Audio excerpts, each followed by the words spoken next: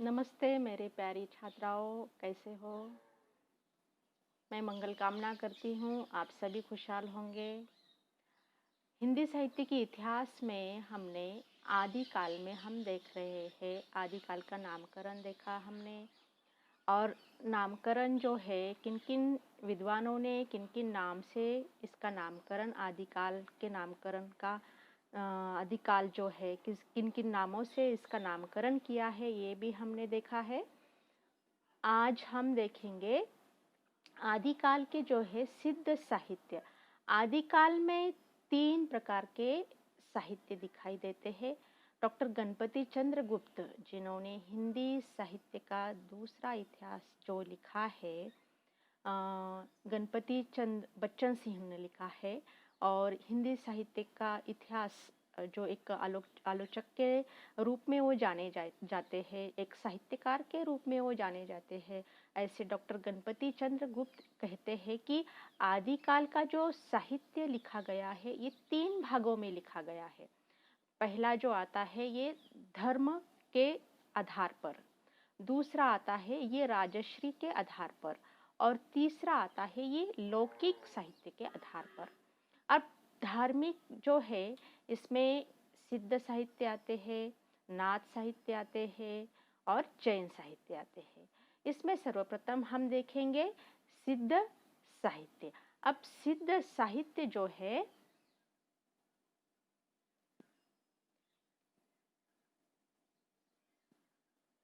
सिद्ध किसे कहते हैं? जो साधना में ध्यान रूप से बैठकर अपनी साधना सिद्ध रूप में करे। अब सिद्ध साहित्य जो है, सिद्ध संप्रदाय जो है, बौद्ध धर्म की शाखा से सिद्ध संप्रदाय का प्रादुर्भाव हुआ है। अब बौद्ध धर्म में 2 शाखाएं थी, हीनयान और महायान। और सिद्ध संप्रदाय जो है ये इसी 2 शाखाओं में से हुआ, इनका एक उद्गम है। अब व्रजयान और सहजयान, ये महायान की 2 शाखा है। अब 2 शाखा कौन सी? महायान की, व्रजयान और सहजयान।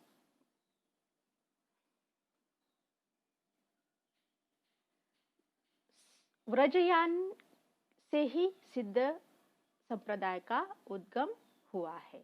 यह भारत के पूर्व भाग में ज्यादा सक्रिय हुए हैं, बिहार से लेकर असम तक। सिद्ध का ब्रजयान शाखा केंद्र श्री पर्वत था। कुल सिद्धों की संख्या 84 मानी जाती है। हिंदी साहित्यकार एक आलोचक जो है राहुल सांस्कृतायन, इन्होंने कहा है कि सिद्धों की संख्या 84 इन्होंने मानी है।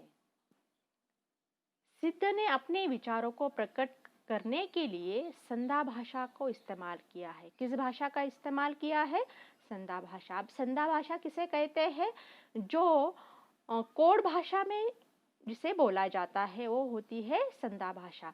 इसका प्रयोग सबसे ज्यादा भक्ति काल में किसने किया है? तो संत कबीर ने इस भाषा का प्रयोग किया है। इसी का विकसित जो रूप है, इस भाषा का विकसित जो रूप है, उसका जो रूप हमें संत कबीर की रचनाओं, उनके दोहों में दिखाई देता है। अब कौन सी? कोड भाषा। संधा भाषा यानी कि कौन सी? कोड भाषा। एक कबीर का उदाहरण हम देखेंगे, जैसे कि लाली मेरे लाल, लाली देखन में चली, मैं भी हो गई लाल। अब इसमें कैसे प्रतीक है, प्रतीक चिन्ह हम जब बोलते हैं, जो भी दोहा जो है जैसे बोलते हैं वैसे उसका अर्थ नहीं, उसके पीछे छिपा हुआ एक प्रतीक है। ऐसे ही सिद्धों ने संधा भाषा का इस्तेमाल अपनी रचनाओं में किया है।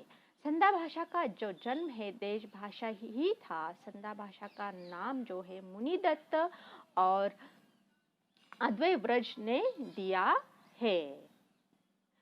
सिद्धों की भोग मार्गी शाखा का प्रभाव नाथ पर भी पड़ा है। इसको हम आगे की नाथ साहित्य में इसका विस्तृत वर्णन हम करेंगे कि किस प्रकार सिद्धों का जो भोगमार्गी शाखा है, उसका प्रभाव किस प्रकार नाथ साहित्य में पड़ा है, उसका हम आगे के पीरियड में अध्ययन करेंगे। बिहार का जो नालंदा विद्यापीठ था, इनका प्रमुख केंद्र रहा था, किसका? सिद्धों का। जिसे बाद में बख्तियार खिलजी ने आक्रमण करके नुकसान पहुंचाया। बाद में यह सिद्ध भोट देश में चले गए। अब पहले वो कहा, उनका जो प्रमुख केंद्र था सिद्धों का, वो कहा था बिहार का जो है नालंदा विद्यापीठ था।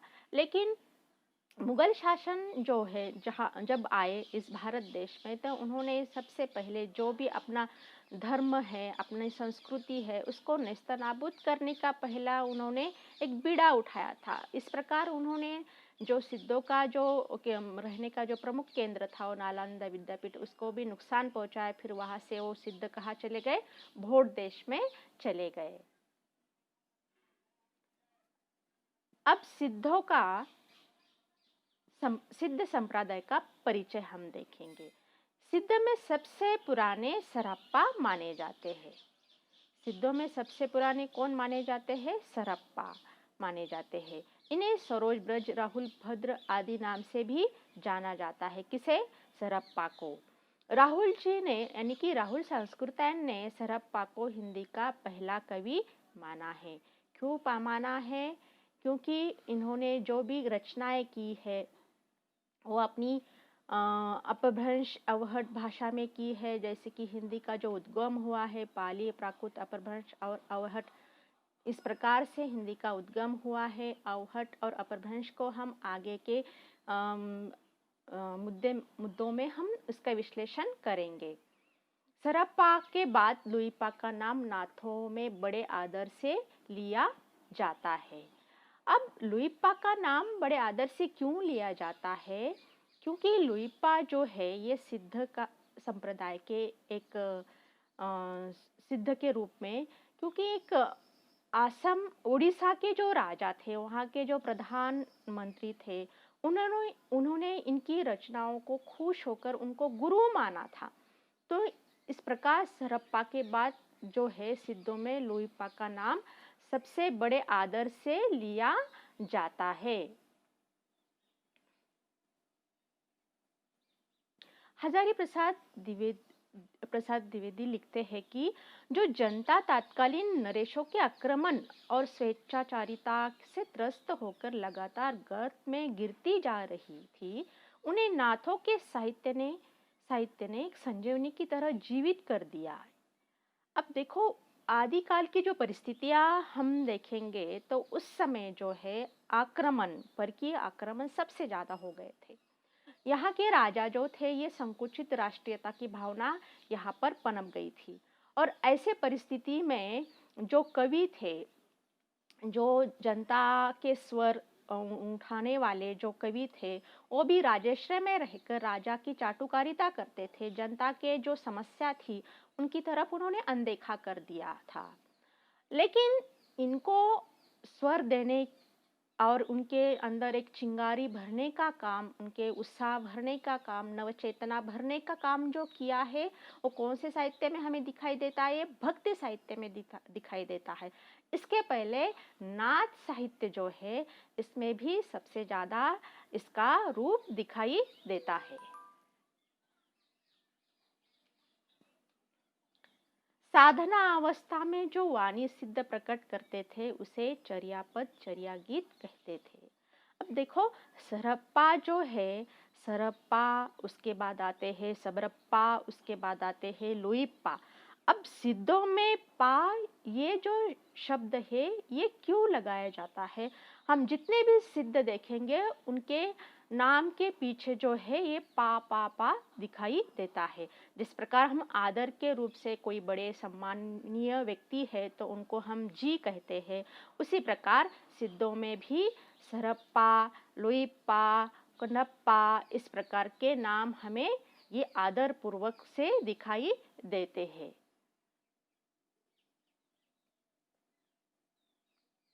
सिद्ध साहित्य का जो परिचय है ये हम देखेंगे।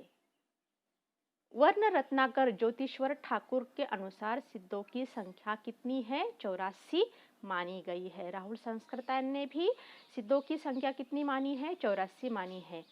सिद्ध पंथियों की संधा भाषा का प्रभाव बाद में संत कवियों पर भी आसानी से देखा जा सकता है। संत कवि यानी कि हम भक्ति साहित्य में आगे चलकर हम देखेंगे। अब संत कबीरदास के जो रचना है, इस रचनाओं का सबसे प्रभाव अगर दिखाई देता है तो इन संधा भाषा का ही प्रभाव दिखाई देता है। कबीर जैसे साहित्यकार सिद्धों की उलट भाषियों का प्रयोग अपने साहित्य में करते हैं। साथ ही नाथों का उग्र स्वर जो कबीर भी साफ साफ सुनाई देते हैं। हजारी प्रसाद शास्त्री द्वारा संपादित किया गया दोहा कोश में सरप्पा के दोहे संग्रहित है। सरप्पा का जो रचनाएं हैं, ये सबसे प्रसिद्ध रचना कौन सी है? दोहा कोश ये मानी जाती है, जिसकी भाषा प्राचीन बांग्ला मानते हैं। सरप्पा के दोहा कोश का संपादन प्रबोध चंद्र बागची ने किया है, जिसमें सरप्पा के अतिरिक्त कनप्पा के दोहे भी इसमें मौजूद है। दोहा कोश की भाषा अपभ्रंश है, जब चर्यापद अवहट भाषा में है। अब देखो, दोहा कोश जो है ये किनकी रचनाएं हैं? ये सरप्पा की रचना है। और इनकी जो भाषा है, इस दोहा कोश की भाषा, ये कौन सी भाषा दिखाई देती है? ये अपभ्रंश भाषा दिखाई देती है। देखो, हिंदी का उद्गम किस प्रकार हुआ है?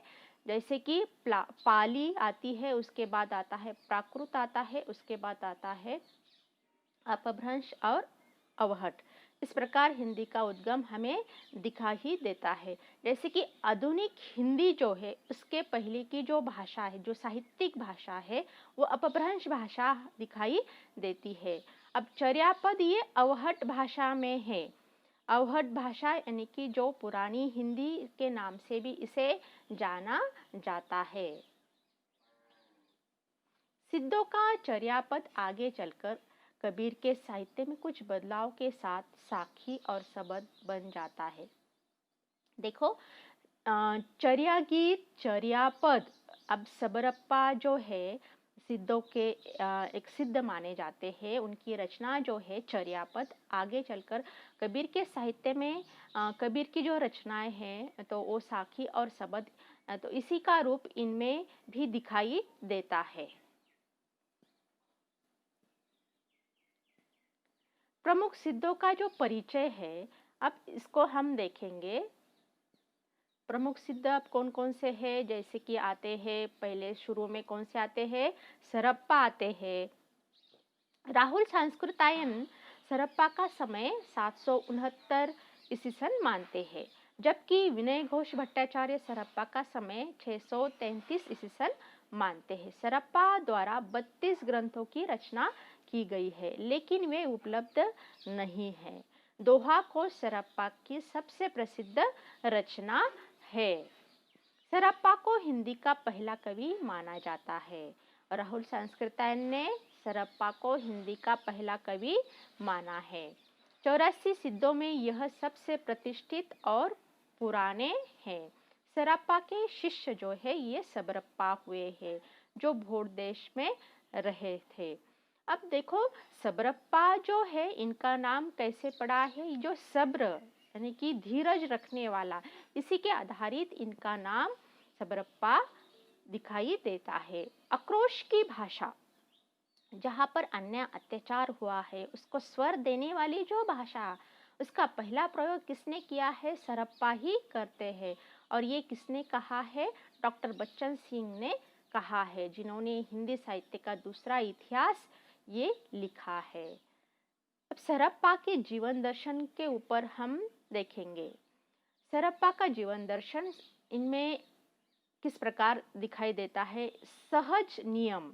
अब देखो, बौद्ध धर्म को हम देखेंगे तो उसमें उनकी प्रवृत्तियां अगर हम देखेंगे, सिद्धों की यानी कि साधना करने की जो प्रवृत्तियां हम देखेंगे, तो आज के परिस्थिति में जिसे हीन माना जाता है, ऐसी प्रवृत्तियां उस समय दिखाई देती थी। लेकिन यहाँ पर हम सरप्पा का जो जीवन दर्शन देखेंगे, इसमें है सहज नियम। पाखंड और आडंबर का त्याग।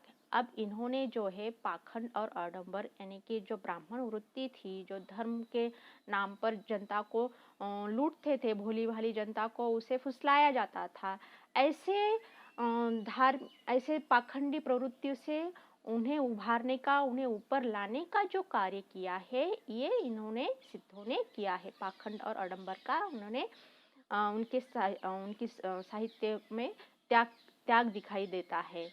अब गुरु की सेवा, अब गुरु की सेवा जो है ये इनकी एक प्रमुख प्रवृत्तियां है। अब सहज मार्ग का अवलंबन, उन्होंने सिद्ध की साधना में जो है सहज मार्ग का अवलंबन किया है। महासुख की प्राप्ति, ये इनकी प्रवृत्तियां दिखाई देती है।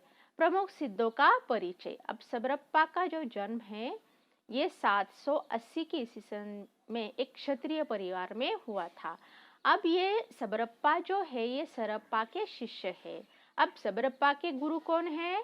सरप्पा है। सबरप्पा ने चर्यापद नामक पुस्तक लिखी। इसके अलावा महामुद्रा, ब्रज नीति, ब्रज योगिनी साधना आदि भी उल्लेखनीय है। देखिए, चर्या पद और चर्या गीत, ये इस प्रकार के रचनाएं इस साहित्य में दिखाई देती है। तो सबरप्पा ने ये चर्या पद लिखे हैं। कौन सा लिखा है? इनकी रचना का नाम क्या है?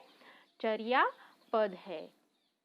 चर्या पद अनुष्ठानों के समय गाए जाने वाले एक गीत ही है, लेकिन दृष्टिकूट भाषा में लिखे गए हैं। यानी कि कौन सी भाषा में? अवहट भाषा में ये चर्या पद लिखे गए हैं। अब सिद्ध साहित्य के अन्य ग्रंथ हम देखेंगे। सरप्पा का सबसे प्रसिद्ध ग्रंथ जो है ये दोहा कोश दिखाई देता है। उसके बाद आते हैं सिद्ध जो है लुइपा। अब इनका जो समय है 773 ईस्वी सन के लगभग माना जाता है। लुइपाद गीतिका, ये इनकी रचनाएं हैं। उसके बाद आते हैं शबरप्पा। इनका जो समय काल है 780 के आसपास 780 से माना जाता है। चर्यापद, मुद्रा व्रजनीति, ये इनकी रचनाएं हैं। अब इसके बाद है कन्हप्पा। अब इनका जो समय है 880 से लगभग माना जाता है। अब चर्या विनिश्चया और कन्हप्पाद गीतिका, ये इनकी रचना है। किसकी? कन्हप्पा की। उसके बाद आते हैं डोंबिप्पा। इनका जो समय है 840 ईस्वी सन से लगभग इनका जो डोंबिप्पा का समय दिखाई देता है। डोंबी गीतिका, योगचर्या, अक्षरद्विकोश। अब देखिए, चर्या पद और चर्या गीत में, चर्या पद, चर्या गीत और योगचर्या, ये 3 प्रकार की जो रचनाएं हैं, इसमें चर्यापद किसने लिखा है? ये सबरप्पा ने लिखे हैं। और चर्या गीत जो है ये सरप्पा के दिखाई देते हैं। और योगचर्या है ये डोंबिप्पा ने, इनकी ये रचनाएं हैं। इसके बाद आते हैं बुसकप्पा। इनकी जो रचना है बोधिचर्या अवतार, ये इनकी रचना है। उनके बाद सिद्ध आते हैं आर्यदेवप्पा। इनकी जो रचना है कावेरी गीतिका। और इसके बाद आते हैं कवनप्पा। इनकी जो रचना है चर्या नीतिका। उनके बाद आते हैं सिद्ध कबलप्पा और इनकी जो रचना है असप्त दृष्टि। और इसके बाद आते हैं गुडिरिप्पा। अब इनकी जो रचना है चर्या नीति।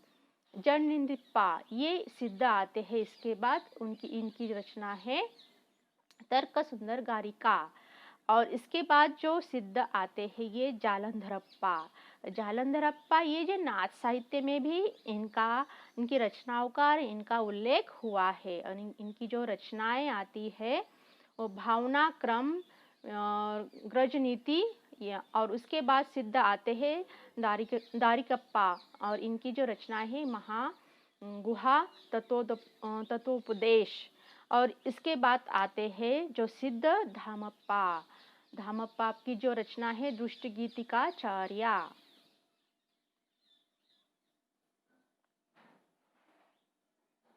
अब सिद्ध साहित्य की जो श्रेणियां हैं, साहित्य किस प्रकार में हमें दिखाई देता है, तो ये जो पहला दिखाई देता है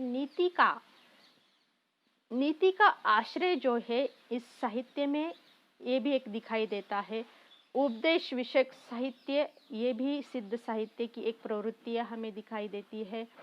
साधना संबंधी रहस्यवादी साहित्य भी यह साहित्य दिखाई देता है।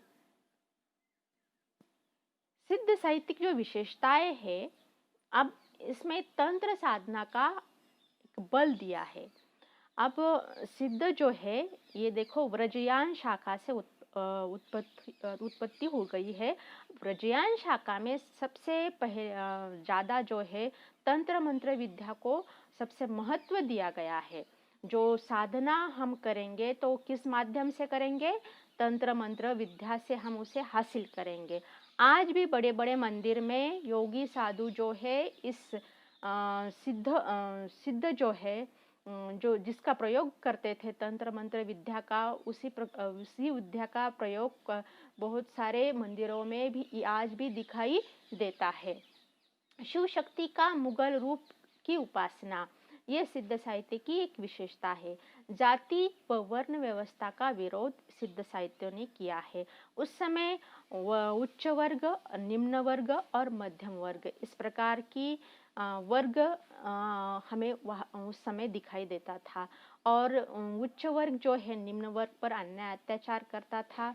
तो इस प्रकार की जो जाति सांप्रदायिकता का जो भावना थी, उसमें असंतोष फैला था। जनता जो थी, सामान्य जनता असुरक्षता की भावना वो महसूस कर रही थी। तो ऐसे परिस्थिति में समानता की भावना लाने का जो कार्य किया है, ये सिद्धों ने किया है। जाति वर्ण की व्यवस्था का उन्होंने कड़ा विरोध किया है। ब्राह्मण धर्म का खंडन उनके साहित्य में दिखाई देता है।